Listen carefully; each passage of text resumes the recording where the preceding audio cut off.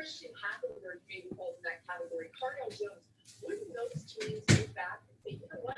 The platform, and for all you guys, I'm Carmen Maciariello. Just finished my first year at Siena College. I'm an alum. I played at Siena back for Paul Hewitt and Louis Orr. Paul ended up leaving for Georgia Tech, so my only year I got to play for Coach Orr, his only year before he left for Seton Hall. And so many different twists and turns of my journey. And I truly do believe it's all about the people you meet and, the happiness and how you carry yourselves day to day. My journey's been anything but normal. I was, a 3-year starter and a captain at New Hampshire, and I wanted to have a chance to make the NCAA tournament. So I give up a full scholarship and go to Siena, where I'm a local guy. So I grew up in this area too, was, player of the year for the local newspaper and all that kind of stuff. And that was back when Coach Nichols, Coach John Beeline was at Canisius, and he didn't recruit me. And I only had a couple Division I offers coming out of high school, was going to go to prep school, was a late bloomer. And to kind of fast forward, I was a walk-on at Siena and knew if I wanted to get into coaching, it would also be good to prove to everybody that I could do a job or I could be on the court. And I was a sixth man on a team that won 20 games as a walk-on. Ended up playing. I knew leaving New Hampshire, I was going to have a chance to play professionally overseas. I had an Italian passport. And so instead of going the GA route, I went the overseas route and built connections that way. But it's all about the people you meet and the connections, as Dave was talking about. And this journey is never going to be easy. I was director of ops my first time in college basketball for Fran McCaffrey, and I wasn't sure I was cut out for the business. I thought it was obviously grueling back then. There was no synergy. You're driving to pick up videotapes and you're in the office, doing film exchange, hitting pause and record and, making edits and having clip sheets and had a great staff there. Obviously learning from Fran and Mitch Bonagero, who was a longtime Rolly Massimino assistant, was phenomenal. So I tried to get all my work done and just kind of sit with Mitch and Fran and see how they work just to better myself. From there was no chance to move up. There was an opening on staff, but Fran had a particular way he always formed his staff, so I couldn't get that job. Started working for the City Rocks, which was a Nike EYBL team. They weren't actually an EYBL team back then. They were a Nike-sponsored team. And I actually was one of the first players ever to go Division I from that program back in, the late 90s. So it's pretty cool to have been an AAU coach to give back to the program that I helped and that I played for, because that's what I think it's all about, is giving back. Long story short, worked with kids with special needs and autism, Down syndrome, emotionally disturbed kids, and really loved that mentor process. Didn't want to be a teacher, though. I felt there was way too much red tape to be able to help and love. And there's more paperwork to do than there is love to share. And so that was really disappointing. And so I kind of led me down the path to coach. Ed Cooley gave me an opportunity, was there 3 years, back-to-back postseasons, first time in school history. We win the MAC. We get offered the Providence job. Not sure what role I'm going to have there. Assistant director of ops. And then there was kind of the first obstacle. I was put in the operations role after, I was going to be an assistant. I was recruiting a kid named Chris Dunn. I was recruiting a kid named Ricky Lito. And at the end of the day, it needed to be what Ed needed for his program. He needed me in the ops spot. And I was fine with that, but I wanted to continue to grow. I wanted to continue to recruit. I wanted to continue to build relationships, and I'm a people person. So I moved on from there and got a chance to work for Joe Jones at Boston U. And they were transitioning from the America East to the Patriot League, had a chance to win the regular season title in the Patriot League in our first season, and we had tremendous players. Everywhere we've been, it's been about the players and building those relationships. And then from there, I had a chance to go to GW. And throughout this journey, right, you guys are all kind of taking notes and inventory of what you like, how this boss worked, how the staff dynamic was, who handled what on the staff. Now being a head coach, I have an offensive and a defensive coordinator as well as a skill development coach. So all three of those guys have their own kind of special area of our program that they work. Now, obviously, I kind of tell them what I want in each situation, but that's something to think about for all you guys that are at various points in your career. How are you going to run your program? How are you going to delegate? What what do you want to teach footwork wise, getting open on offense? Are you going to be consistent with your drills? Is the approach of your drills going to, kind of be that, part to whole where everything you do, builds back up to what your program is supposed to be, how you run offense, how you coach defense? And is that something that you've thought about? Do you guys have your philosophy on paper? How are you going to run recruiting meetings? And so I was able through my journey. So I leave GW, and there were some, different situations that went on there. And the biggest thing to know, is, what are you comfortable with? What do you like? How are you treating people? And for me, I'm always my cup is always half full. It's never half empty. And so, that energy, I feel you can bring every day to whatever you have, whether you're having a good day, a bad day, you can always have a positive outlook. I've never understood people that wake up and it's just, gloom and doom. And so, I make sure my staff's all upbeat. I'm probably, and I don't know if this is good or not, but I probably beat all my assistants to the office every day. And maybe Coach Simon gets there sometimes before me if I have to drop my daughter off at daycare. But when it's all said and done, in this profession, we're blessed to be able to make an impact, to be able to help people, to be able to build relationships. And so I try to do as many of these talks as I can, because it's it just feels good for your soul. It's about kind of growing people, and you want to always try to impact people for the good. So with that being said, after GW, I take a $25,000 pay cut to come to Siena to work for Jamie and Christian. And, for me, it's never been about the money. I turned down a job and I stayed at Boston U. We had recruited a kid, Cedric Hankerson, and he turned down Virginia Tech, and he turned down Tubby Smith at Minnesota, and he came to Boston U. And, when a staff does a good job recruiting, people take notice, which is a good thing, right? You want to do it as a staff. You never want to be an I guy. You always want to be a we guy. And so, we did a good job recruiting Cedric, and I got offered a job at Virginia Tech, and it was going to, give me an extra $40,000 in Blacksburg, Virginia, which was going to be, a lot more money than living in Boston. Turned down that job. That's the same year we won the Patriot League regular season title. And it's the same year I met my wife in Boston. So it kind of all works out when you kind of just follow the course, and you're never really doing things for ulterior motives. You're doing things out of a growth mindset. And that growth mindset is something that I've learned to appreciate too, because as a first-time head coach, that's all I talk to my team about every single day. I was never going to be worried about the media attention, or, if you win 3 out of these 4 games, you're going to get the 1 seed. And if you win, I said, fellas, we don't have to worry about anything except, coming to work every single day and making sure we're getting better. If we get better, the sky's the limit. And so that's the mindset we had. And the biggest thing being a head coach and not having really done it before at the Division I level, right? Obviously people are AAU coaches or things like that, but you got to make sure everything is how you want it. And that was kind of the first thing I learned. We were 7-9, and we were 2-0 in the conference, and we go down to Manhattan and we get our butts kicked. And Steve Maciariello does a great job. And I was thinking, hey, we beat Monmouth on a Thursday night. We're playing Manhattan on Sunday. We'll have a light shoot-around walkthrough on Friday. We'll get on the bus, head down to Manhattan on Saturday, and then we'll have an hour light practice Saturday because our guys are going to be ready to hoop. We're 2-0 in a conference, got a chance to go to 3-0, and we'll be ready to go because, Manhattan's always a big game. Siena-Manhattan, is a pretty good rivalry. And so when it's all said and done, my guys get down 30. And I was like, man, so what I took from that was we always got to guard the other team's action live the day before a game, regardless if we just played the night before. I told our guys, hey, I'm making sure regardless what we do, we're always guarding that action live. It's one thing to go through it and to scout and to know, hey, they're going to set this action here and we're going to do this and do that. But if you're not guarding it live, they're not thinking it's a big deal. So from that point on, we changed our practices up a little bit. And then just making sure you're holding everybody accountable, right? Danny Hurley, when I got the job, gave me a great message. He's like, don't let anyone around you be complacent. Everybody should be working towards their best at their highest level. And so that philosophy that I had before I got this job, that I'm kind of putting in all my nuggets and formulating how I want to run things, I have different tidbits and I add to it yearly. So that's kind of one of the things I'm in the process of doing right now, is adding to my recruiting philosophy.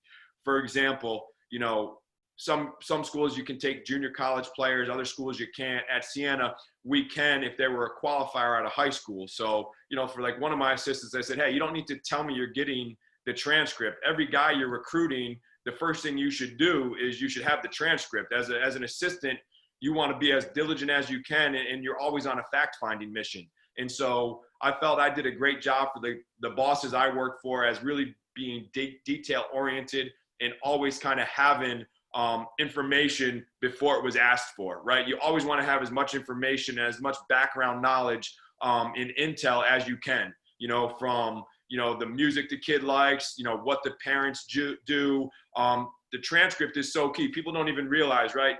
The transcript tells you so many things. How many times they're late to school in the morning, how many missed classes, participation grades sometimes. So there's so many things on there. And you can also see the location of their home address to the school. You can find out how far they live from school. There's so many little things that you can actually research when you get certain pieces of information that people kind of take for granted. So my biggest thing is to tell my staff, you always want to get as much information as you can, and it doesn't need to be relayed to me. I was a big fan of a folder system back when I was at Fairfield, and I was a young single guy.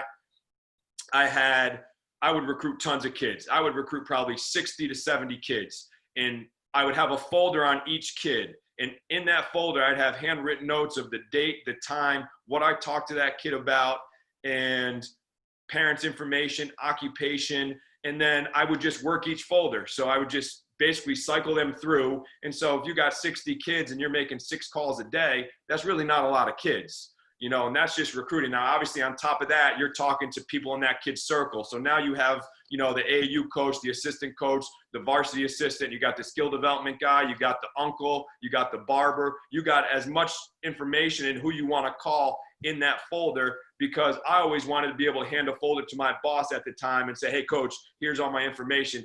Now all he has to do is read it. Now, obviously, I'm not a big computer guy. I would always handwrite my notes. My penmanship's pretty good. There's some guys that probably struggle that need to put that stuff all on the computer. But when it's all said and done, to be that detail-oriented just helped me when I got this job and got my opportunity, because we know there's so many great coaches out there that have never been fortunate enough to become a head coach, right? One of my mentors is a guy, back in the day, he worked at UC Santa Barbara when they were really good and they beat Vegas, when Vegas had Tarkanian and Johnson and Ackles and Hunt and Augman, all those guys, David Butler. And so he was an assistant at Cal Santa Barbara, and he was a finalist for 3 different jobs, and he didn't get any of them. And he's a phenomenal coach. And so that's always kind of just a reminder to me that there's so many great coaches out there. I'm never going to think that, hey, this is, a God's intervention to let me become a head coach, right? I was fortunate enough to be in the right situation and to make the right moves and to live my life the right way and to always take care of the people that took care of me and just always be genuine. And so do good things happen to good people. I truly believe that. But I think you have to, continue to put in the work regardless of the obstacles. I could have said, hey, let me mail it in. I'm working for Ed Cooley.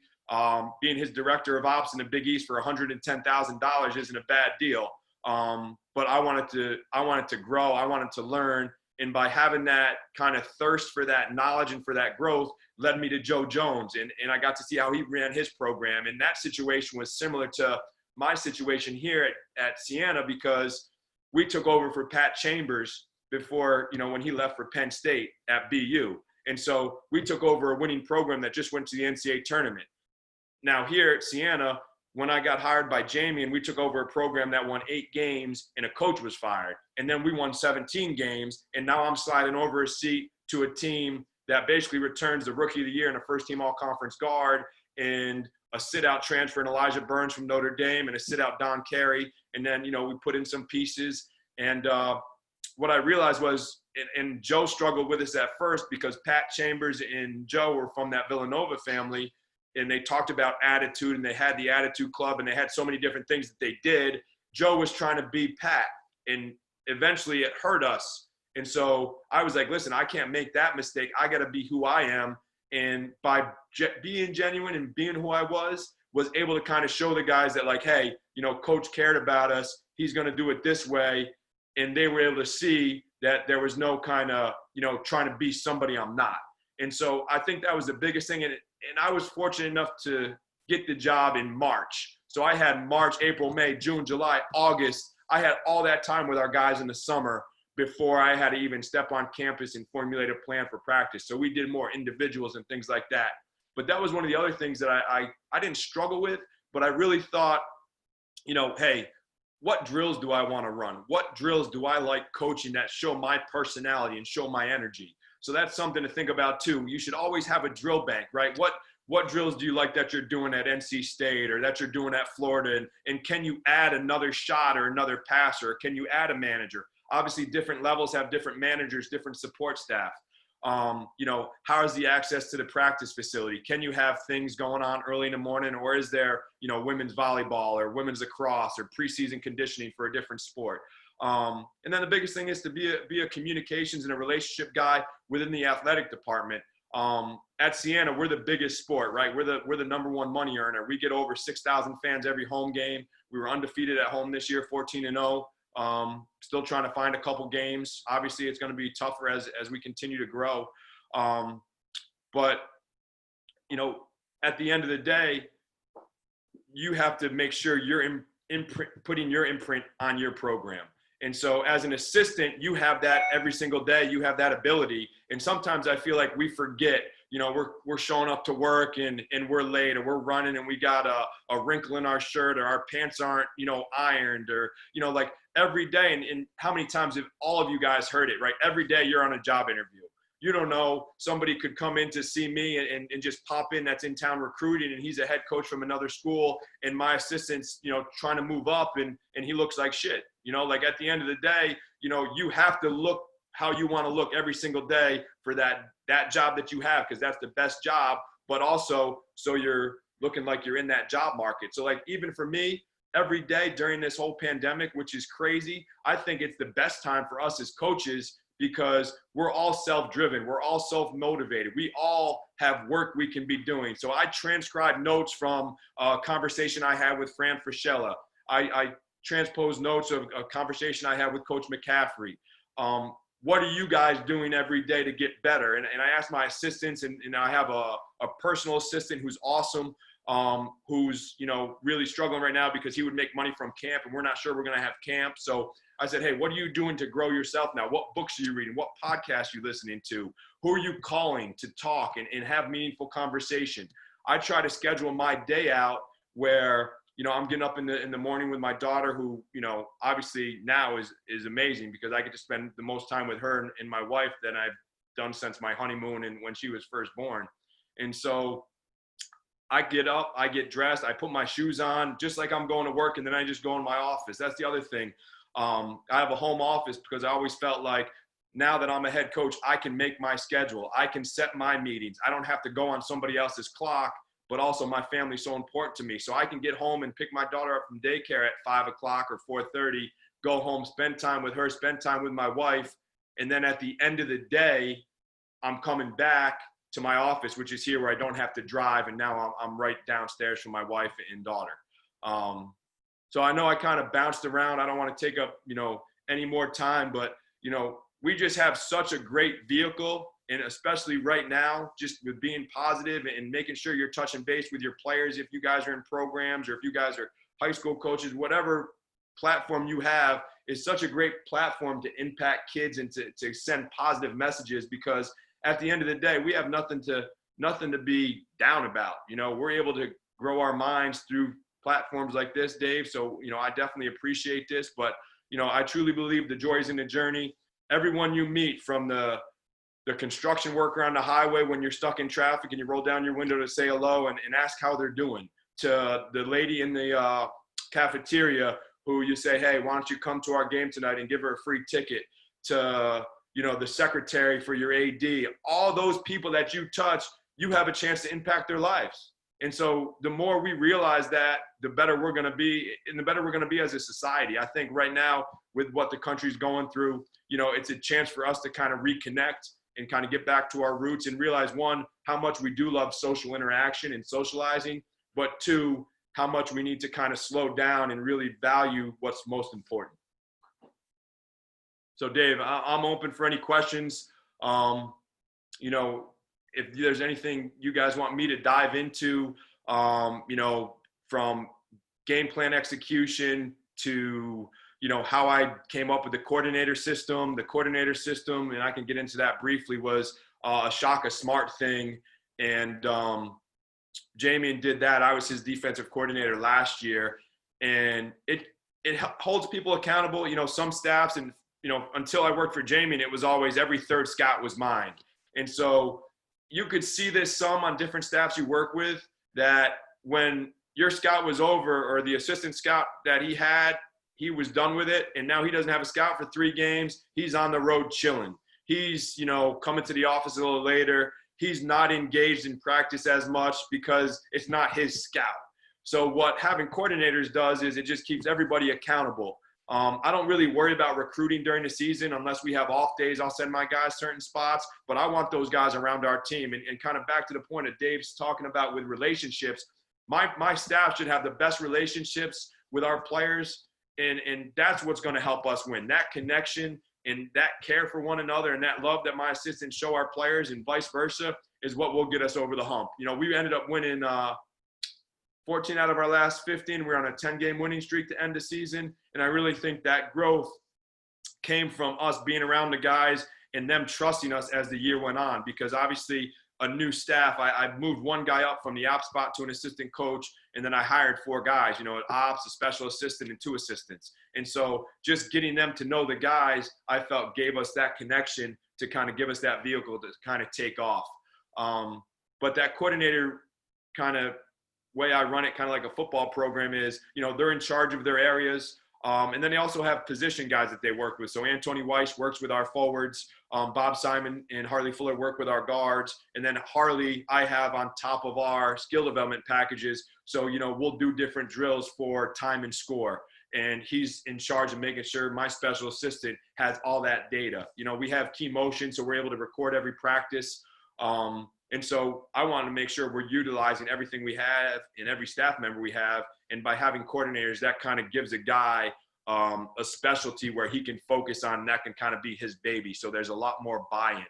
And I feel that helps on the bench too, because you get a guy coming out of the game. Well, I always want that kid that's coming out of the game to sit between my 2 coordinators, my offensive and defensive coordinators. So if they have something they want to tell them, they can. I don't always want to be the one that's trying to, you know, tell them what they're coming out, what they didn't do. And I'm not a guy that's taking guys out from mistakes. I'm taking guys out because I got a kind of a substitution pattern, and I got to make sure I'm getting Jalen Pickett a rest before each media because he wants to play 36 minutes a game. So that's another thing to think about, right? You know, how are you going to substitution patterns? What are you going to do with your scholarship model? Obviously, I believe in, you know, I saved 2 scholarships, and I took 2 guys mid-year. I took a transfer from Rhode Island who's really talented, Dana Tate, and I took a player we were recruiting that was a prep school kid that was doing a post-grad year, and we got him into enroll mid-year too. So I had 2 really good, talented pieces enroll mid-year, and that also helped elevate our program because now our practices were a lot better. And so now if I didn't have those scholarships, I could have missed on one. You know, I wouldn't have had that availability. So I'm always of the firm mindset. You should always have 1 scholarship, if not 2 available for transfers, especially now the way the transfer market is, right? There's so many kids out there and so many good players that are going to get bumped down and not have homes. So, you know, that makes your postgraduate and your prep school relationships key. Who can you help? And build those relationships. Even if they're not coming to you, you can build goodwill with coaches because you can find kids prep schools. You can find kids junior colleges. And then there's going to be that trickle down, right? There's going to be a lot of Division I kids that are transferring that now may not have a home. So, you know, Division II schools, NAIA schools, Division III schools, you know, we can all help each other in that regard. And that's another reason why I think these platforms are so important. So, you know, if you guys have any questions, like I said, Dave, I appreciate it. Sorry to kind of go all over the place. I kind of went with what was in my mind, but I do think the philosophy point is key. The detail-oriented part is key, and then making sure you're giving your best to everybody every day. And that's kind of how we run our program. We eat every day: enthusiasm, appreciation, and toughness, mental, physical, and emotional. Cool. If anyone has any questions, you can raise your hand, and I'll get you in to ask a question. I guess that just pops up somewhere. I'll figure it out. Hey, Carm, it's Russ. I got two things. Number one, we ain't never playing y'all, so don't call after 14-0. We're not coming up there. But the thing you said about always guarding your opponent live the day before a game, did you stop that before they scored? Just run the action live so they were being physical and they saw that, or did you actually play that out? No, so it was full speed live, but we're not going for a basket. But I want to have them going with pace and setting that screen and knowing where our switch is going to be if we're switching any action. And then I'll blow it dead. Once I'm fine with it, I'm blowing it dead. But the guys are getting a good lather and they're guarding with pace and with speed because I want to see where there's miscommunication. And that's the only way you can find out that stuff is if you're going full speed. But yeah, no baskets.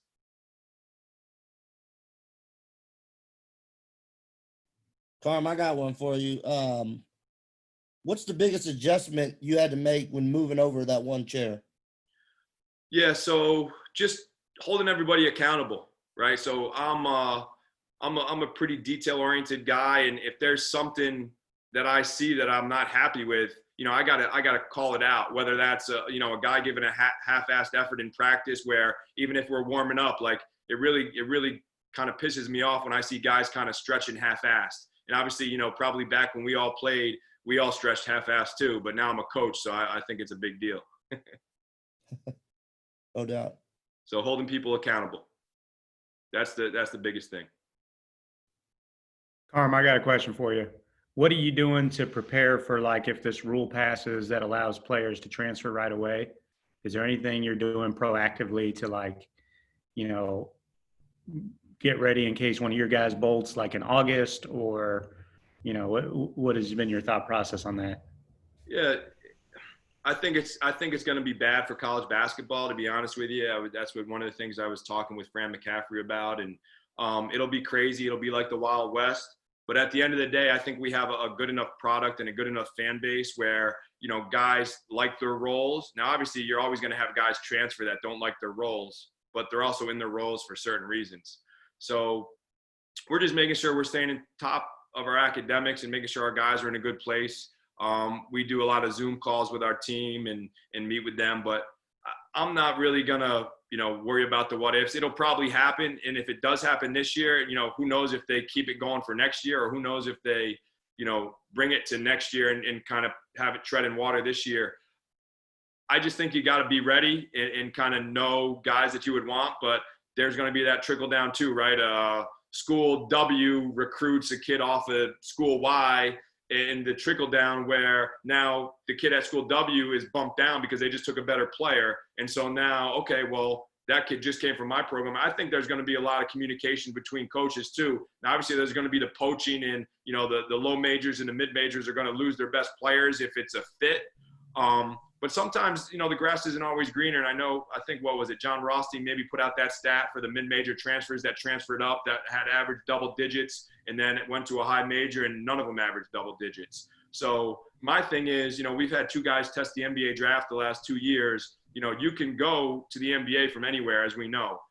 We've had guys in our school's history. Kenny Hasbrook was, with the Heat for a little bit. Edwin Ublis was with the Wizards a little bit. We've had guys, show that they could do it. If you're good enough, the NBA is going to find you. Now, what I don't understand is guys leaving programs that have a certain percentage to make the NCAA tournament, and then they go to a team just because it's a BCS level team and they have a lesser chance of making the NCAA tournament.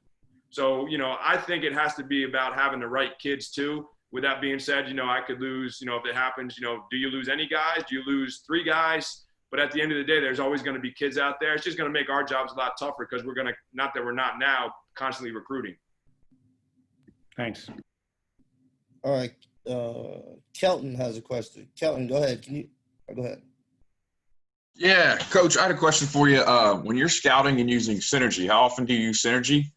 And do you ever use the tendencies that Synergy produces? I know sometimes it'll say balanced, unbalanced, or low average, average. Do you try to exploit some of that, or how do you base your scouting report?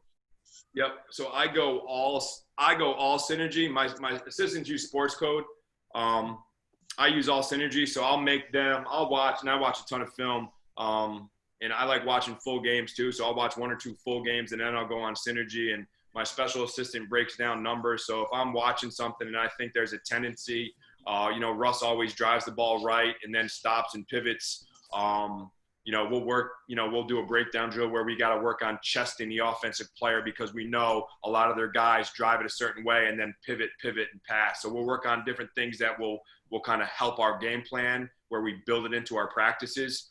But as for the pour and that type of stuff, I look mostly at the ball screen. So I'll look at how often they hit the roll or how often the ball handler scores. So for me, that's basically what scouting comes down to, right? There's a lot of false action. Obviously, you can see which guys shoot spot ups. So I'll look at spot ups, ball screen percentages, how many times they hit the roller. Because if they don't really hit the roller, you can really stay longer on the ball. And all that stuff you see, though, when you're watching the game, too. So I just use the numbers to verify my eyes are telling me the right information.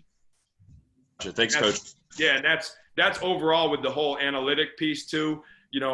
Jamie last year and even this year, I think at GW, he shot a ton of threes. He was always trying to get a certain number of threes up. What I did when I got the job was, I didn't want to be a team that couldn't attack the rim and put pressure on the rim. So we would always talk about the last 10 years in the MAC, the team that won it was usually top 3 in scoring. So we knew we had to play faster. We were the second slowest paced team in the country 2 years ago behind Virginia. And this year we were right in I want to say in the 140s, 150s, which was, good. And then we also wanted to score, at the free throw line. And we also wanted to be able to get the ball off the glass to get extra possessions. So I kind of had a plan for how I wanted to play too, and then how you implement that, just kind of taking that another piece. Coach. Coach Mims typed one and said, how do you go about giving guys their roles on the teams? Yeah, so, a lot of that stuff is earned, in the preseason, in the individual workouts. But, having been the assistant, that was a lot easier, right? It's not like I was coming into a situation and had to evaluate. I had pretty much, known their skill sets and their offense, their defense, what they struggled with. And, we put together a game plan for getting those weaknesses to be strengths and making those strengths even stronger. So, I was kind of fortunate. But you can see, for guys that just get jobs, it's about watching that film and seeing what actions that coach ran that you just came in for, right? What was successful, what wasn't successful. And so, when it's all said and done, using your staff to evaluate, what are you doing? You're doing metric shooting drills. So we'll go 53. You got to make 53s in 5 minutes. And that's a rapid fire drill. It tests conditioning, but it also sees who can make shots and how many they can make. If they can't make 50, they're probably not going to be a guy that's open that we want to catch and shoot. And then, all right, what are we doing with him since he's not a big catch and shoot guy? Are we going to go dribble handoff if he has it? Is he always going to go rip and go? Or is he going to go kind of pass and follow if it's a big? And is he always going to roll? Is he going to pop? So just kind of going through kind of what you want to run and what their strengths are. But you've done that through the skill development piece, at least with the shooting, the dribbling. And then the next piece is obviously IQ, right? That's the biggest thing. Who can run your team? Who can communicate? Who's a good leader? Who's your best defensive player? Do you want to have a guy in the starting lineup that's not great on offense, but he's your best defensive player, so you start games off better defensively because he can guard the other team's best player if he's a guard, so on and so forth. Ooh, Hunter's got one. You hear me? Yeah, I got you. Okay, Coach, what do you look for? What's your communication like on your assistants, I guess, on a daily basis, them to you and you to them? I guess in and out of season is probably both different. But. So during the season, yeah, say hi, Hunter.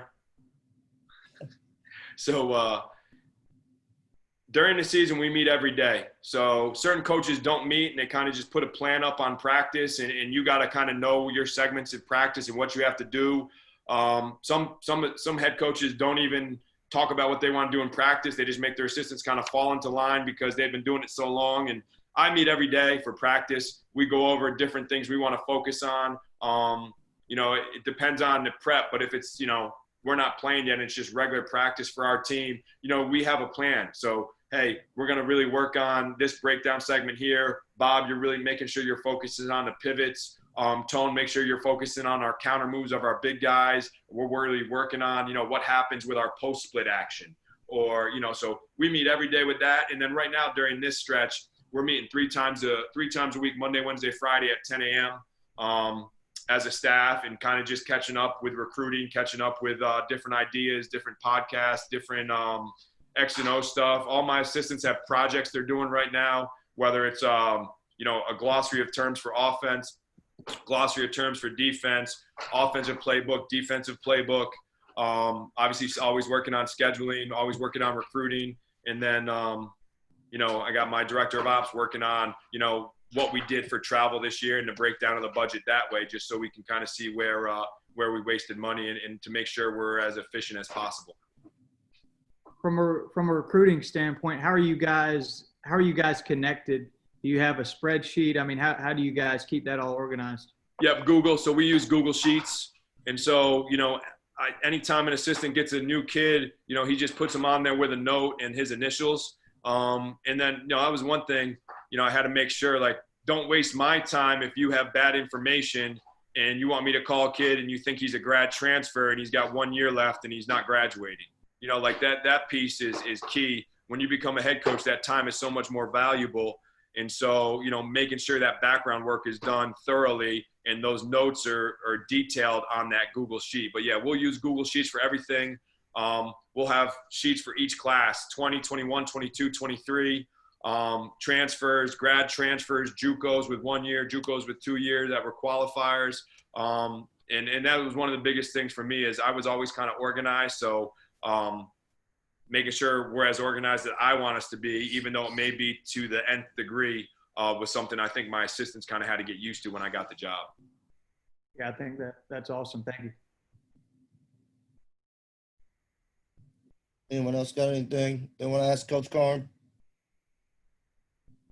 Hold on, we got one in the chat. Coach Kareem asked, what type of things do you guys do to build relationships individually and as a group?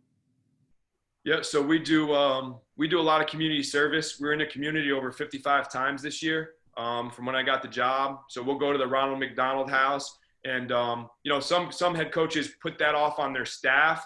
I use all those opportunities to be with my team, and I let the staff have time with their families because a lot of time that's on the weekend. So I look forward to doing as much in the community as possible, and so that kind of gets them to see I'm a normal guy and kind of care about people. I have my daughter around the office a lot. She'll come in and especially on the weekends and just kind of hang with the guys. But I just have conversations with them. We'll talk various things. My office is always open. I try to have like weekly meetings with certain guys. I have a leadership group, which is usually my captains that keep me up to speed on certain things. And then, obviously you're doing team building things. So, looking into like, are you doing laser tag? Are you guys doing like a 5K run to raise awareness for certain causes or an autism walk, etc. And then we'll do days where we, have a cookout, we'll have a barbecue. And I also try to include things when we have official visits. If it's kid that's already committed, I'll try to make sure kids are committed before their official visits. And then I can use that official visit as a team bonding thing. On top of occasional meals, watch out for the cord, babe.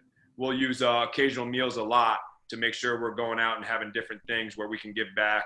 And then the last thing is, there's this thing called Pay It Forward 518, which is our, area code up here. And we'll have honorary captains of kids that have, most of the time life-threatening illnesses. So we'll make sure we always kind of bring those kids into our locker room and get to grow them. And through, giving back to others too, it gets our players to see the other side of their teammates as well. And I think that helps. All right. Anyone else? Coach, what, before we end up finishing up with you, what's the best way for people to stay in touch with you? Yeah, my cell, you guys can all grab that. That's, most of you, if you guys were at, the Rising Coaches in Charlotte last summer, I gave my information out and my email, but my cell is 518-396-8871.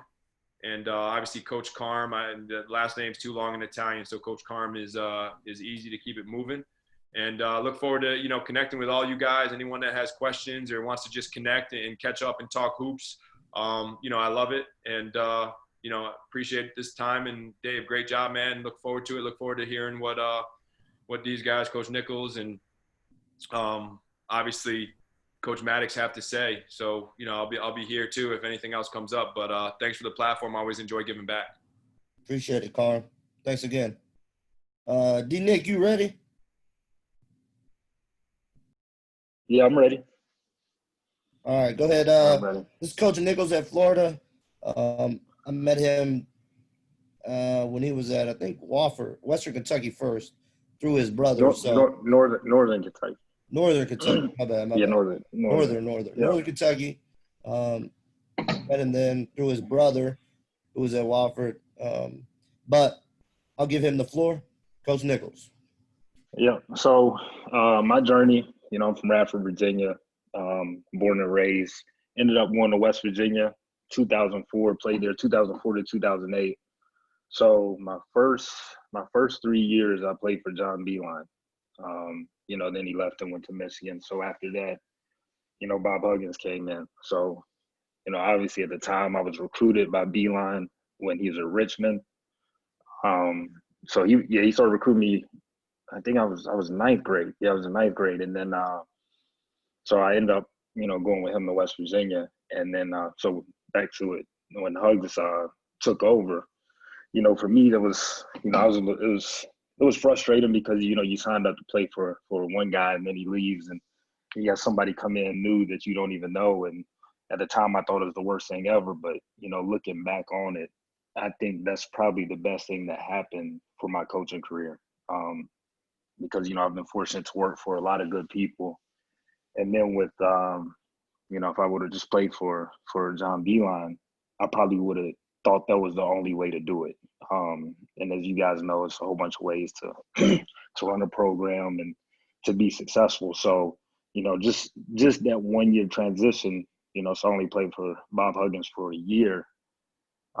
Just the different stuff he emphasized, the way he handled players, it's totally different from John Beeline, as you can imagine.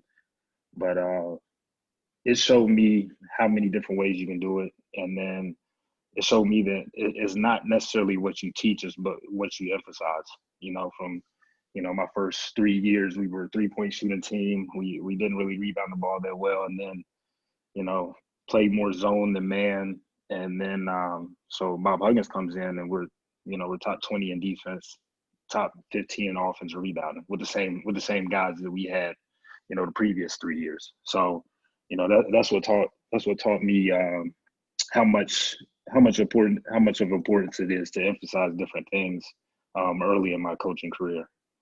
And then so, in 2008, I graduated from West Virginia, went over to Hungary, played in Hungary for a year.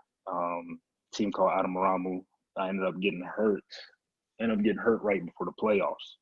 So had major knee injury, came back to the States, try to rehab, get back into it. Thought I was going to go back over, and I ended up hurting my other knee. So then I'm thinking, okay, what am I going to do? I was one of those dudes, just like a lot of the guys you coach, thinking they're going to play NBA basketball for years and then retire and live the good life. So that didn't happen for me. So, I went back to West Virginia to rehab. Was up there rehabbing. It was crazy because I was actually, working at a local hotel. I was a valet attendant parking cars. So, you go back a year and a half, as a starting point guard.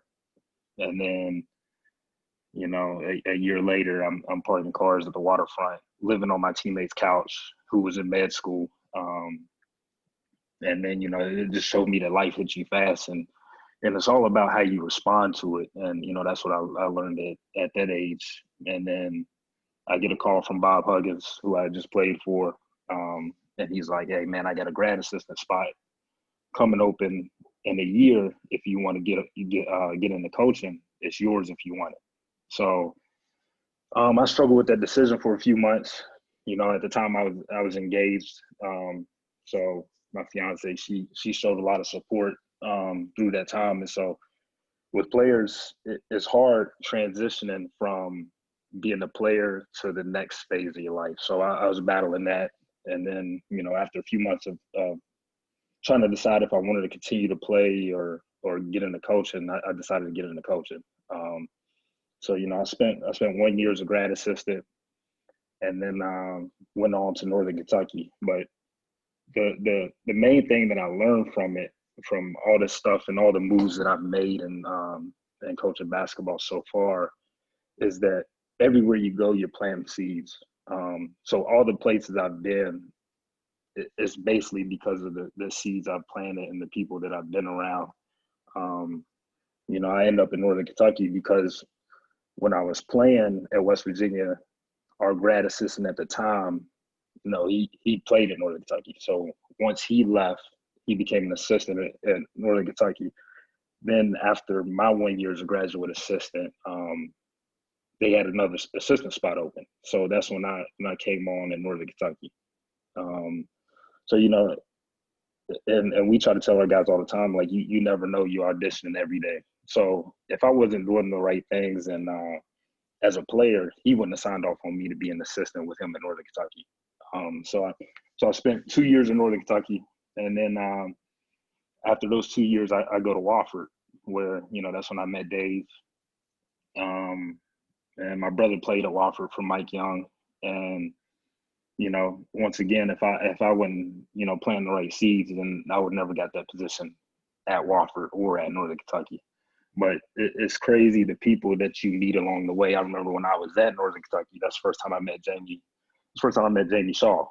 And that was through my brother. My brother was like, hey, man, there's a guy, you know, in North Carolina who does a good job. This is actually when Jamie wasn't, I don't think he was even charging for your service then. So you just kind of trying to get into it. And then, you know, it's just amazing following guys' journeys and where they started. So, you know, that's the first time I met Jamie when I was in Northern Kentucky. Met Dave when I was at Wofford. So I spent 1 year at Wofford.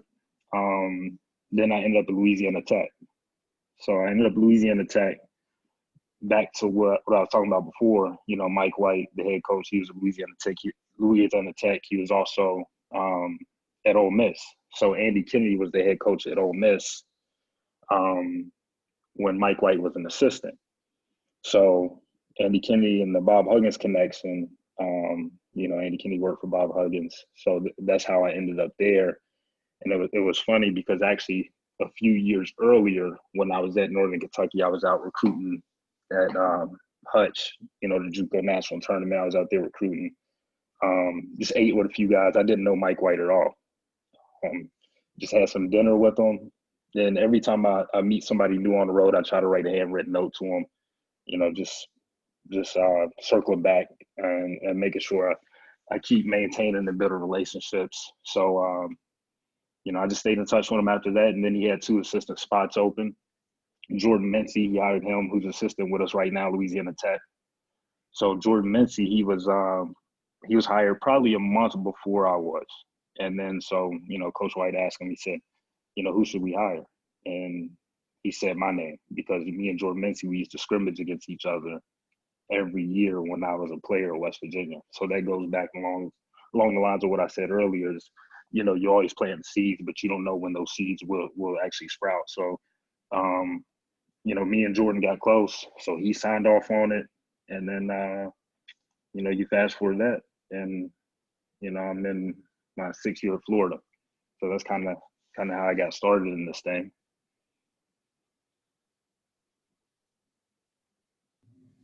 Does anyone have any questions for Coach? I got a couple. Obviously, you played for some big time coaches, Coach Huggs, Coach Beeline, worked for Coach Young. What are some of the biggest lessons you've learned from those guys? The first with John Beeline, it was more so. The first thing he told me, he said, "Fit in before you stand out." And if you guys, you know, if you follow John Beeline and you study his programs and, you know, what he stands for, his teams always have unbelievable team chemistry.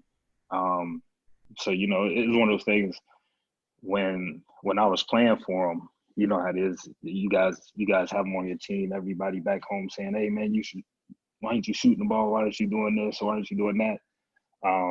But, you know, me as a freshman, as a sophomore, we had guys on the team that were All-American. So, you know, I understood at the time that, you know, those were the guys that needed to take most of the shots, because he always preached the team chemistry thing, and he always told guys, fit in before you stand out. And then by the time I was a junior and senior, you know, that was my time to stand out. I would say with Bob Huggins. With him, it's just you never know how much you have in you. Like he always wants more. He always wants more. Like you may be thinking you won the biggest game of the season, and he's already moved on to the next game. Win or lose, he's moving on to the next game, and he demands so much from his players. And then sometimes on the court, he may get on guys, and you're walking off the court and you're still holding that grudge, and he's moved past it. He's got his arm around you. He's talking to you just like a regular human being. But on the court, between the lines, like he's going at you. But then off the court, he does an unbelievable job of separating it. And I know a lot of people, especially the media and people outside looking in, don't understand. They're wondering, okay, how is he talking to his guys like this? How is he on these guys like this? But they don't get to see the other part of it. So that's the biggest thing I've learned from him. And then obviously Mike Young, he's probably one of my favorite guys that I've been around. The thing with him that I've taken from him is just how he treats people. Dave, from experience, you've worked his camps for many years, but just how he treats people. He's always gonna spend time talk to people. And then for example, like you're going in the cafeteria. I didn't understand for about a month. I always wonder why we're walking in the back of the cafeteria, like we go through the back door, but he always wants to make sure he shows the cafeteria workers love. We never walk through the front door. He will always walk through the back door. Leave them T-shirts. He knew everybody's names. So he wants to see everybody in the building. And I've learned that from him. Like, you got to touch whatever building you're in, whatever building you go in, especially you being the head coach of that program, you got to touch everybody in the building. Sure. No, that's good stuff. He absolutely does that. Definitely makes everybody feel like they're the most important in the room. Yeah. So Coach Mims typed one in and said, what are the two things you emphasize at Florida maintaining consistency in your culture? The main thing we emphasize is, just guys being on the same page, and that comes through with communication. I think it's a different generation where a lot of these kids, like Carmen talked about earlier, a lot of these kids, when you recruit them, they have so many people around them, and a lot of times you get caught up trying to put out fires or talk to so many people around them that you forget to emphasize, the relationship with the kid. So that's what we try to do a good job of that. We try to, especially at this level, everybody's trying to get to the next level, and they think they're that much closer to the NBA. So just trying to build a team chemistry part, kind of like what Carmen said earlier. We do a lot of team building stuff, mostly preseason. We try to incorporate some in the end season, and just teaching guys through film. I think Louisiana Tech, we took it for granted that our offices. So the guys had to walk through the locker room, through our offices to get to the locker room. And then at Florida, the locker room's downstairs and the offices are upstairs. So our first year here, we didn't get to see the guys as much as we used to when we was at Louisiana Tech, because it was built into where they had to walk through to get to the locker room. So just spending time with our guys, and not only just bringing them to the office, but spending time with them and connecting with them where they are, going down to their locker room, going to the training room, going to lunch with them, going to the cafeteria. I think too many times we make it too formal where, your office is the principal office, and you don't want it to feel like that. So you want to meet them. You want to meet them a lot of times where they are. Sure.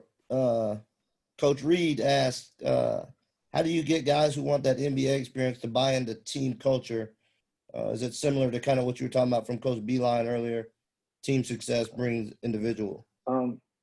No, I think back then it was easier to look at it that way. I think now everybody wants it so much faster. So I think the way that you get them to buy in more is if they feel like they're getting better individually. So if they feel like they're getting better individually, and they feel like their role or value to the team is really important, regardless of what that role or skill set is. But I think they have to feel like they're getting better individually first. I think in the past you could look at, okay, this is the team, this is how we're going to do it. But they have to feel like they're getting better. Sure. I got one for you. What are you doing right now as to prepare yourself? Because obviously, your name's kind of circulated for some jobs, and not that you're itching to get out of Florida, but what are you doing to kind of prepare yourself for when that head opportunity comes? And that's the question that I get a lot is, how are you going to be ready when you become a head coach? I think the main thing you do as an assistant, when you're giving suggestions, you're giving those suggestions thinking, okay, this is what I would do if I was the head coach. Because when you move a seat over, they change from suggestions to decisions. So, every time we're in a meeting or a coach asks something, I'm thinking in my mind, okay, this is what I would do if I was a head coach. And I know Carmen knows, and from what I hear, a lot of head coaches, it's stuff's coming at you fast when you become a head coach. So there's stuff you can be doing right now to prepare for it, but it's one of those things that once you become a head coach, it's totally different. So I just try to put myself in those shoes when I'm making the suggestions as an assistant. Sure. Anyone else got anything? Yeah, Dave, I got a quick question. Darris, when you guys were at La Tech, you had really big, long guards, like point guards, 6'3", 6'4". Yeah. I know at the mid-major level, you can recruit to protocol because the pool of talent is much wider. When you got to Right. Florida, obviously, Chioza and Kevon Allen and Quace Glover are smaller guards. Right. The talent pool shrinks. There's only a certain number of 4- and 5-star guys at that level. Did y'all change from a philosophical recruiting kind of theories of going after bigger guards to just getting the most talented guys and fitting them into the way you play, or how did you guys adjust to that? Yeah, we had to change. And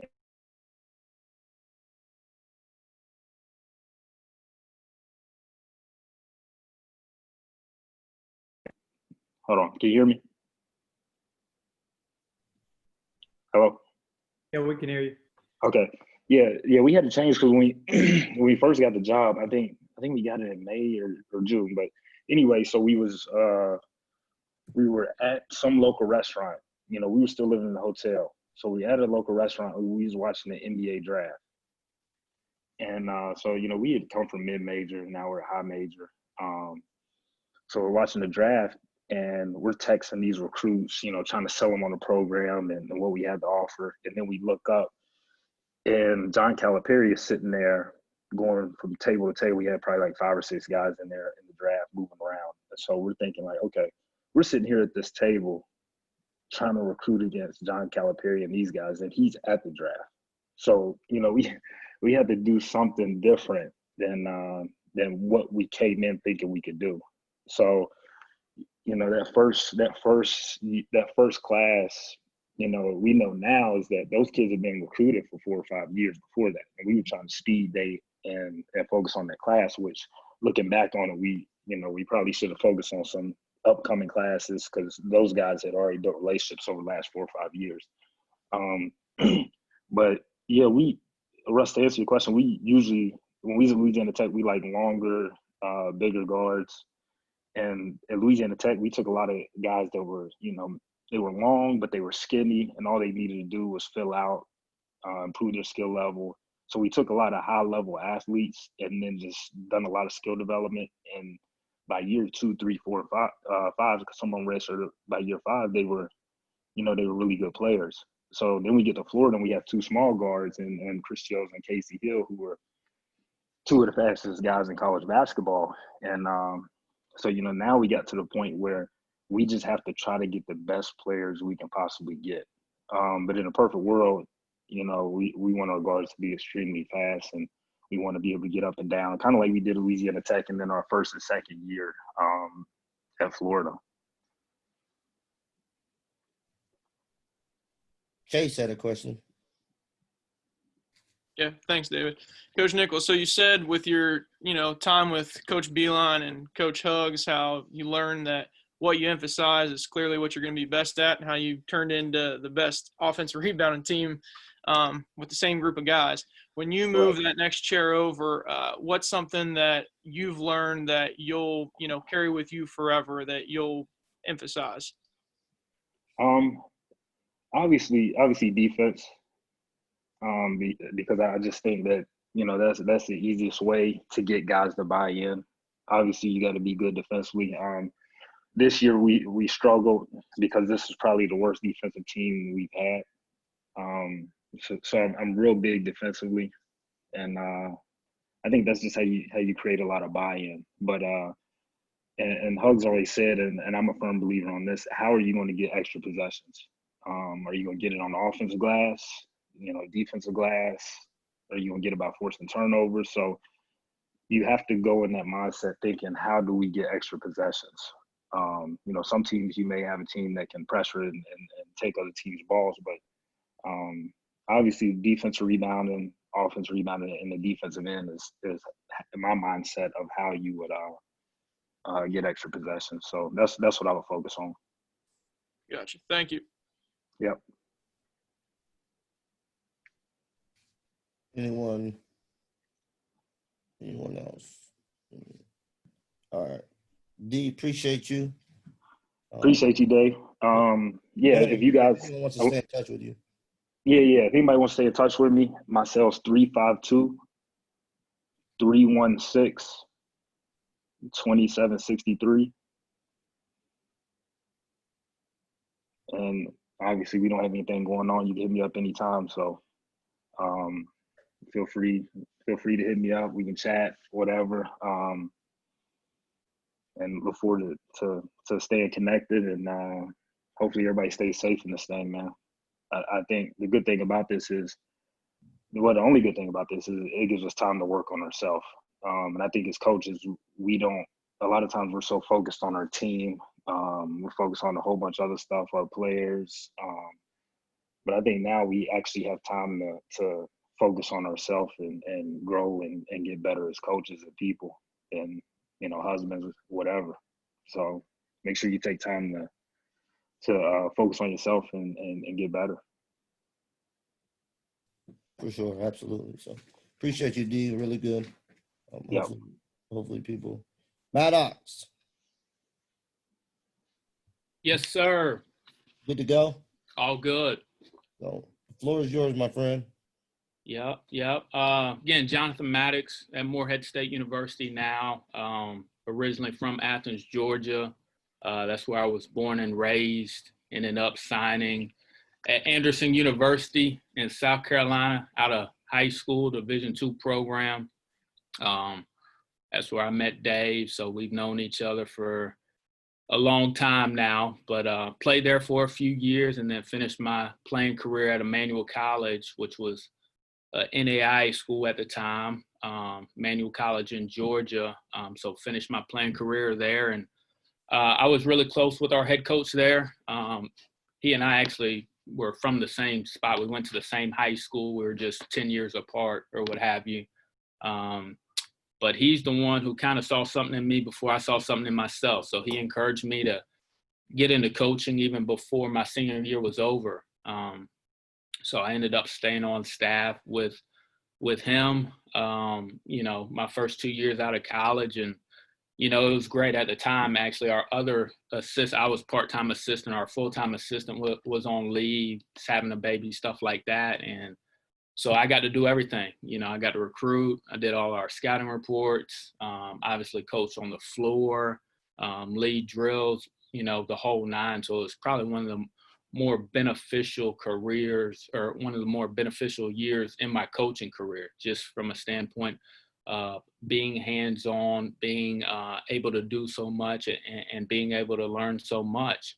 And then after a couple years there, kind of got the itch to get to the Division I level, So I'd started reaching out, even after my first year at Emmanuel, I'd started reaching out to some guys I knew or working camp at, work camp at the University of Georgia with some guys I knew, work camp with Adam Gordon and those guys when they were at Mississippi State. So just started to kind of branch out, reach out, try to learn the business, connect with people and things like that. And one of the people I ended up getting connected with was BJ Ellis. And BJ's out of the business now, but at the time he was an assistant at Morehead State under Sean Woods.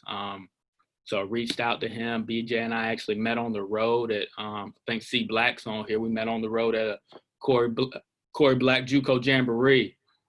Just stayed in touch, and we kind of went from there. And I thought there were some other spots, some I guess quote unquote low major support staff roles that I was going to be in the mix for, and none of those panned out. And I always just stayed in touch with BJ, and they ended up, I asked them about a GA spot at Morehead State at the time, and he said they didn't have anything. But he was like, we don't have an ops, we don't have a video. We got one GA. We actually could use some more hands on deck, so to speak. Would you be interested in volunteering? And kind of thought it over. At the time, fortunately, I'd saved up money, those sorts of things. So, I ended up going up and being a volunteer GA at Morehead State my first year. So working for Sean Woods, I'm grateful he took a chance on me. We won 20 games that year, had a really good team coming back. So my second year, I ended up being the paid GA. And again, we won 17 games that second year. And then going into year 3, Sean and then Preston Spradlin, who's the head coach now, he was an assistant at the time. They ended up working out a deal to create a full-time director of operations spot, which was actually the first full-time DOBO spot that Morehead State ever had. So they ended up working that out for me. So I ended up staying on it as a director of ops. My third year, we have another really good year. We win 23 games. We go to the CBI, actually make the CBI championship series, a 3-game series with Nevada. Eric Musselman's at Nevada at the time. He has a good team. We have a good program, and they end up beating us in overtime in game 3. And after that year, Sean actually got in the mix for some different jobs. Didn't get anything. He comes back, and 4 games into the next year, he ends up stepping away, and Preston takes over. And we go on like a 6-game losing streak. We're trying to figure it out. And, we're at that point, we're pretty much fired. We all get a letter from the university, hey, your contract's in May 31st, whatever it is. We know the school's doing a quote unquote nationwide search for a new basketball coach, all those sorts of things. But it was a point in time where it tested all of our faith, and kind of how we got through it was the players. We had 6 seniors on that team. And we just poured into those guys, and we ended up turning it around. We won 9 out of our first 12 in conference, ended up finishing in like a tie for second place that year, and lost to Murray. Ended up losing to D. Nick's brother, or I don't know if Shane was there at the time, but we lost to Murray in the conference tournament. But long story short, Preston ends up getting the job, and he keeps me on staff. And it was a total rebuild. Like I said, we had 6 seniors on that team. We had another kid, Miguel Descent, who was a really good player. He turned pro a year early, and then we had another kid transfer. So we're having to replace 8 or 9 new guys, and it was a struggle. Trying to scramble late for that many guys. Preston's first full year, we tell people all the time we weren't very good. We finished last in the conference that year, and then from year 1 to year 2, we go from last, which is 12th, to 5th. So we felt like we made a big jump. And then we were kind of right in the mix this year. Ended up, Russ at Tennessee State ended up, beating us out or whatever. But we feel like we're in a good spot. We feel like we have a good team coming back. Still need to add 1 or 2 pieces, but we feel like we're in a good spot. But that's kind of my journey. From a D2/NAIA player to where I am now. Kind of my thought process was, take a bet on yourself, bet on yourself, go put your head down, go work as hard as you can work, meet as many people as you can meet, and kind of go from there. And, I'm fortunate. A lot of things have worked out in my favor. But at the same time, I think for any young coach out there, you got to create your luck. You got You got to put in the work, put in the effort, put in the thought, whatever it is to set yourself up to be put in positions to be successful. Sure. No, that's a lot of good stuff. If anyone has any questions, you can raise your hand, chime in. Jonathan, Jamie Shaw here had a quick question for you, and Darris and Carm can chime in here as well too. As a young assistant, getting into the game and all that kind of stuff, how important is it for you to get players? How important is the recruiting aspect for you to bring in players to your job and to your climb as a coach? Yeah, very important. You know, recruiting is the lifeblood of any program, and Carm and Darris have more experience than me, but, you know, I'm sure they'll tell you the same thing. You know, that's a large part of your role as an assistant coach. You know, yeah, you got to make suggestions in meetings. Yeah, you got to do your scouting reports, things like that. But a large part of your role as an assistant coach is to beat those bushes, to be out on the road, to be on the phone, to build relationships. You know, I think Carm did a great job talking about that, build relationships with high school coaches, with prep school coaches, with junior college coaches, with guys like you, Jamie, you know, even when, you know, you may not be able to get a player from them at the time, build relationships for 3 years from now, 5 years from now, 10 years from now. That's a huge part of what we do as assistants. Yeah. Jamie, I think the thing that's important about that is the coaches you work for. I think it could be really bad if a coach puts individual pressure on certain assistants to get kids, and then that guy may feel like, okay, I got to get these kids. Where in reality, you're trying to get the best. You're trying to get the best players. So if one of our assistants, if we're both recruiting point guards, and another one of our assistants is recruiting a point guard that's better than the kid that I'm recruiting, then we need to go with the kid that's the best. So I think that head coaches shouldn't put individual pressure on assistants, because I just think that could be a recipe for disaster when it comes to, you know, staff breakdown and chemistry and that type of stuff. So I do think it's important to get players, but you got to get the best players. And sometimes, you know, as assistants, you need to put your ego aside and say, okay, this kid's better than the kid I'm recruiting. I would agree. And then, you know, when both you guys are head coaches, the next piece is, are we recruiting the right pieces? Are we recruiting the right players that fit my head coach? You know, I need guys as a head coach now. And when I was like this as an assistant, you know, the guys, that first phone call, you have a connection or a chemistry with a recruit. You know, hey, this kid's vibing with me. This kid's good. You know, we can talk about this. He can hold a conversation. He actually gives me questions and wants to know about me and cares about me. So when it's all said and done, one, you know the right kids, know the kids that fit your team and what your need is. I don't need, you know, when I was an assistant, I would recruit 4 to 5 guys at every position. And I think that's going to be the model moving forward too, to kind of address Adam's question about maybe this one-time transfer rule, right? You should always have a list of kids, you know, and say, hey, and have great descriptions, evaluate their games, know exactly what they are, what they can do, know all that background information, know when to bring them to the table.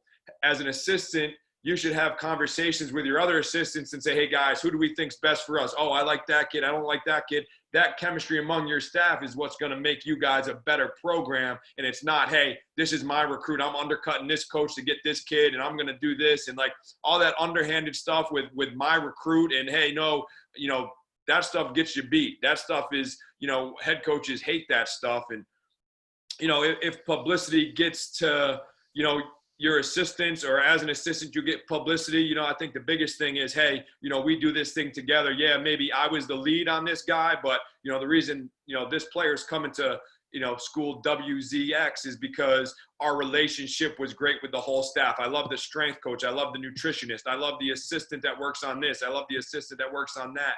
I try to foster those relationships. There's actually some, and maybe I'm a little different, but there's guys I'm the lead recruiter on, and then I put my assistants, hey, talk to this kid today, talk to that kid today, just for the fact that, like, I still like working like an assistant. I still have my list. I still have the people I call. but recruiting's paramount. Obviously, you want to have good players, but they have to be the right players. You know, I don't recruit kids that we can't get into school, and now I'm wasting, you know, hours, you know, doing background search when you haven't gotten the transcript yet. So like all that legwork in the back is key, but then it's about doing it together as a staff, saying, hey, coach, I don't think we need, and having the courage to talk to your head coach, right?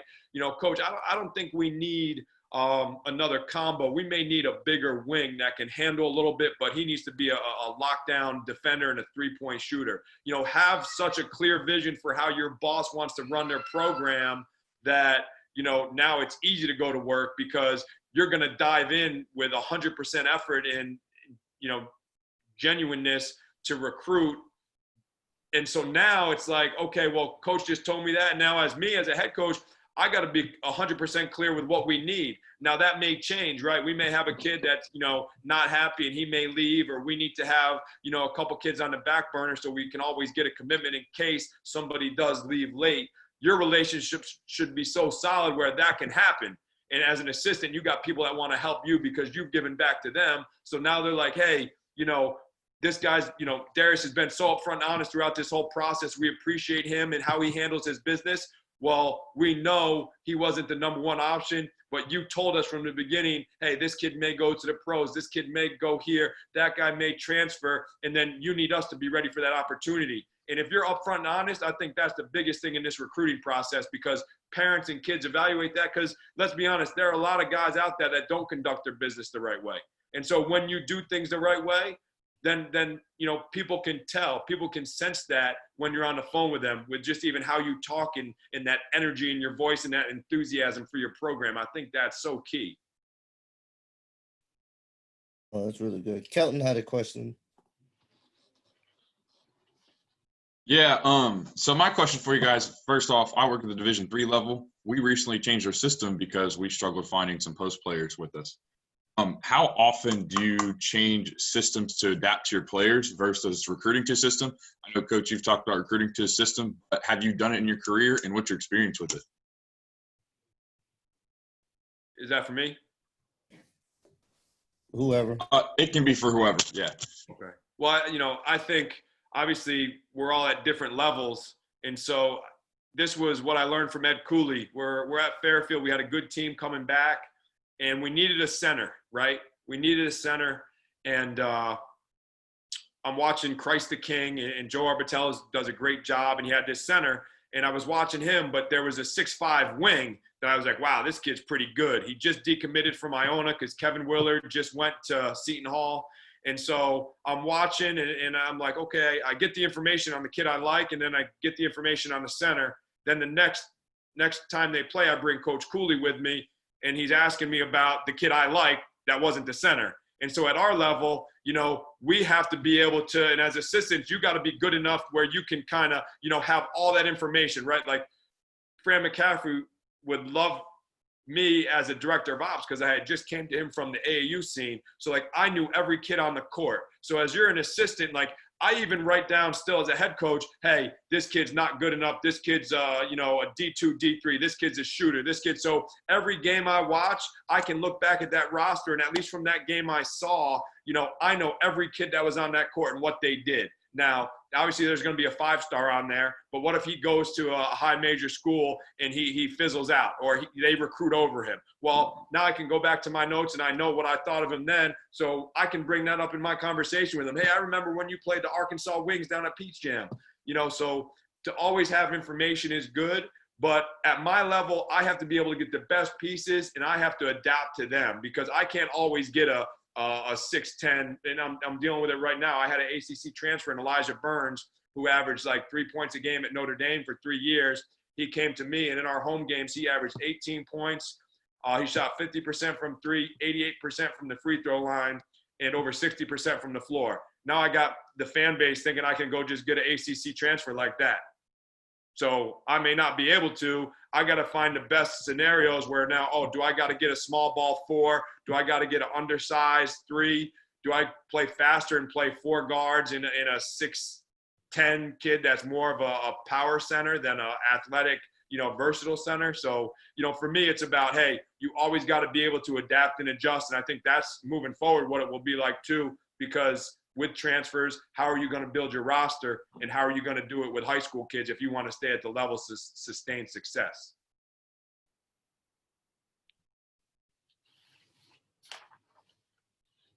Hopefully that answered your question, Kelton. Coach Mattox, Coach Mims had a question in the chat. What was the biggest adjustment going from Dobo to assistant?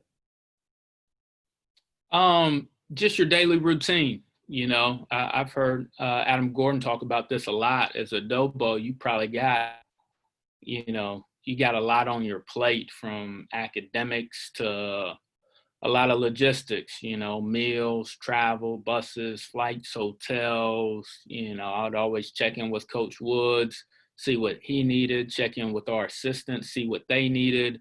So you just got a lot on your plate. You know, sometimes you got, you know, 25, 30 things on your plate, you know, that you're always doing, seeking out, you know, handling emails, you know, seeing what, you know, invoices, you know, what you got to get to your secretary, all those things. There's so much on your plate as a director of operations, where as an assistant, it really comes down to recruiting, you know, player development, and obviously in season, you're scouting, you're developing game plans, stuff like that. So there's a lot less on your plate per se from a responsibility standpoint, but you still have to be, like I said, on the phone, on the road, beating the bushes, watching film, you know, one of those things. So there's less to do, but you still have to be very efficient and very effective. But as a Dobo, you got a lot on your plate that you got to manage. Sure. I got one for you. Kind of, we heard from Carm already as a head coach. There's right on the cusp. How are you as a mid-major assistant kind of navigating the waters of networking, connecting with people, kind of to use Darris's point of planting those seeds, you know, when you know you're probably a couple years away? Yeah, no, I think networking's a big part of it. You know, like D. Nick said, following up with guys. You know, I've got guys, you know, especially during the season, I can't sleep, you know, on game nights after we play. So I always get on ESPN, CBS Sports, and check scores. Just go through scores of every league, you know, Sun Belt, Conference USA, ACC, SEC, whatever it is. And a lot of times I'll shoot out texts to 3 or 4 or 5 guys, you know, whether they just had a big win, you know, a program win, or whether they may have had a loss, you know, try to pick those guys up and encourage them. You know, one thing I'll do is call different head coaches, you know, like, you know, obviously Russ is at Tennessee State. Penny and I are pretty close. I called Penny a couple of weeks ago, said, hey, what are some things, you know, you may have been doing as an assistant to prepare you to be a head coach? Just trying to pick his brain on 3 or 4 things, you know, just to make sure, you know, what I'm maybe aligns with what he's doing, or he can give me a new idea or something like that. But you always have to be seeking out different ideas. I think Carm made a great point put your thoughts down on paper. Your offense philosophy, your defensive philosophy, your drill bank, like he said. What are you going to be doing once that opportunity comes? So I think you always have to be thinking ahead, thinking like a head coach, talking like a head coach, acting like a head coach, dressing like a head coach. Always focus on not where you're at or who you are, but who you're becoming.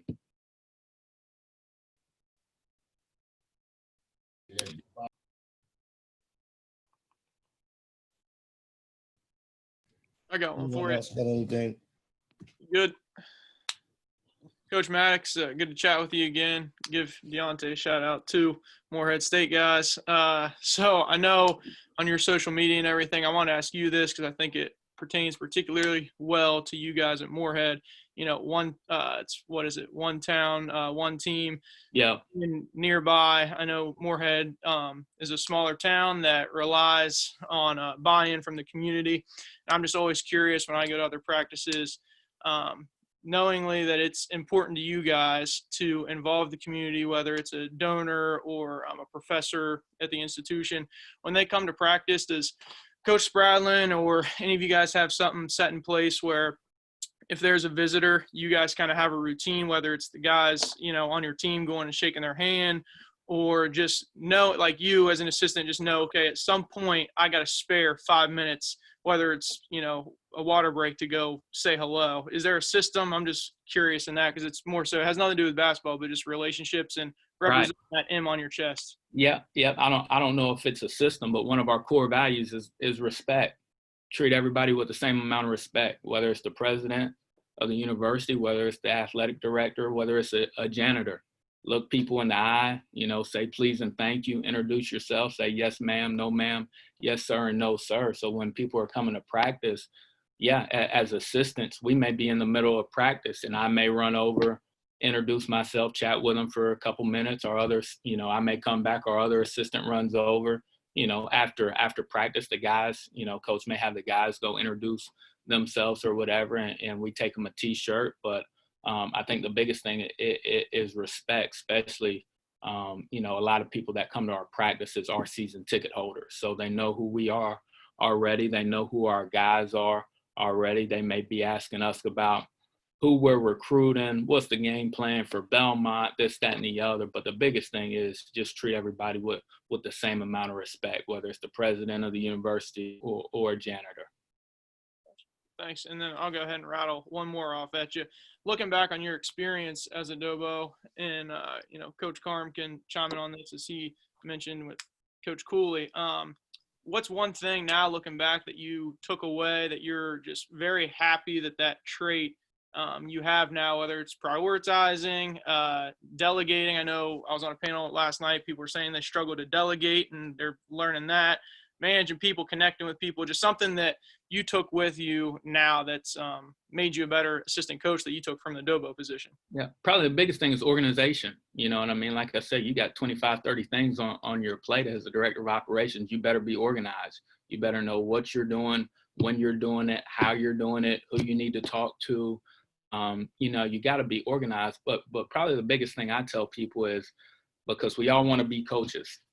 Everybody wants to be an assistant coach. Everybody wants to be a head coach.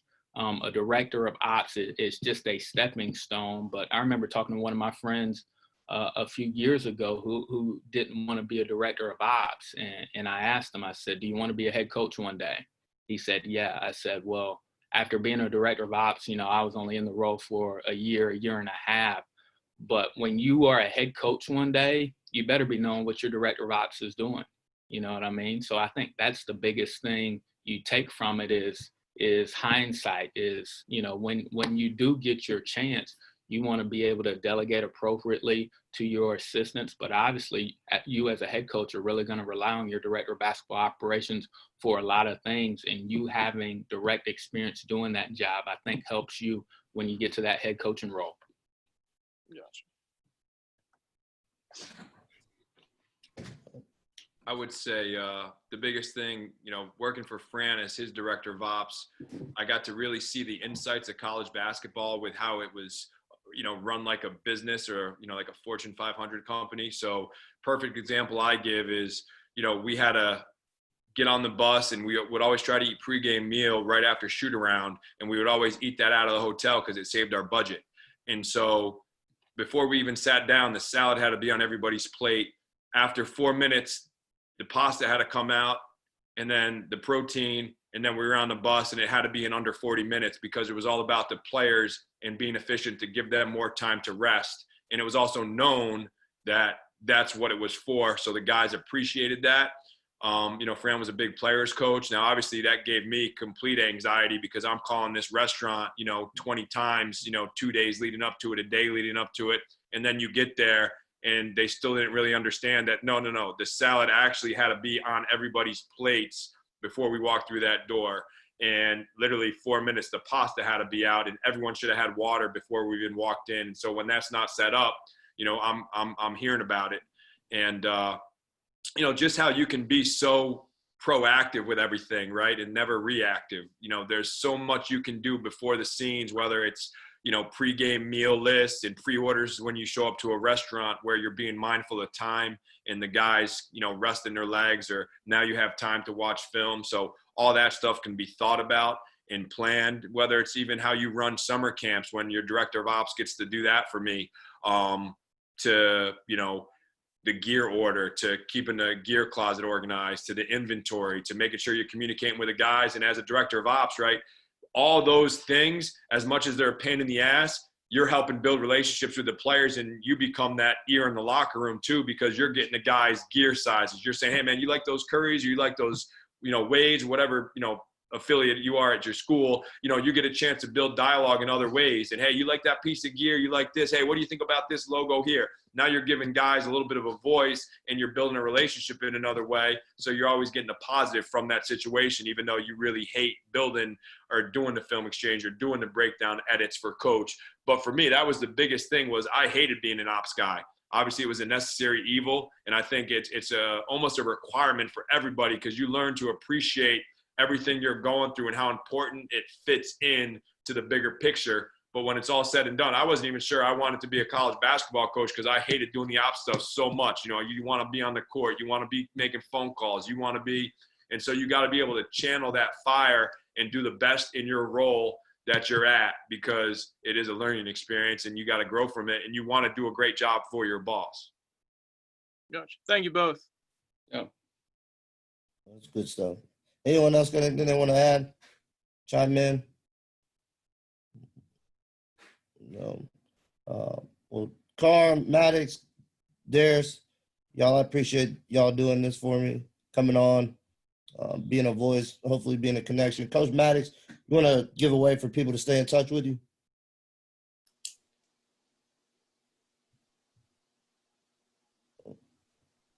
John, you there?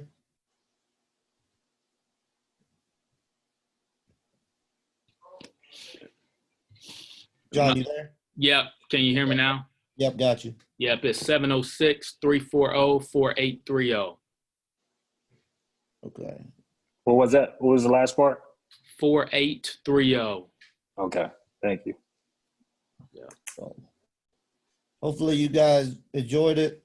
I know I did, and probably look to do this again, maybe next week with 3 different coaches. So, Carm, John, Darris, I really appreciate y'all doing this, taking them time out your day, and networking, pouring into other coaches. So, can't thank y'all enough. Thank everyone else that joined.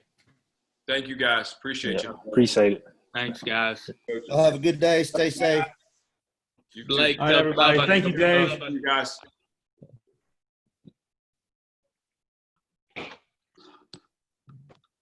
Price.